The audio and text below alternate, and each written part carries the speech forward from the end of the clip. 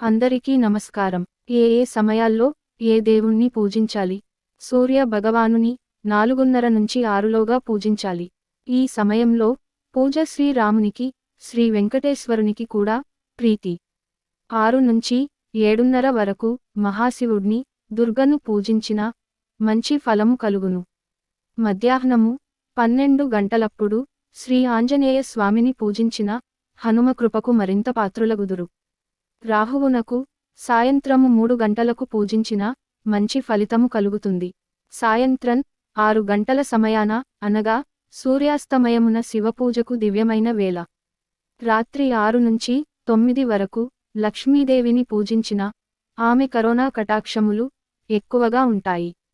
తెల్లవారు జామున 3 గంటలకు శ్రీమహావిష్ణువును పూజిస్తే వైకుంఠవాసుడి దయ అపారంగా ప్రసరిస్తుంది. ఈ వీడియో మీకు నచ్చితే లైక్ చేసి, సబ్స్క్రైబ్ చేసి మన ఛానల్ను సపోర్ట్ చేయండి.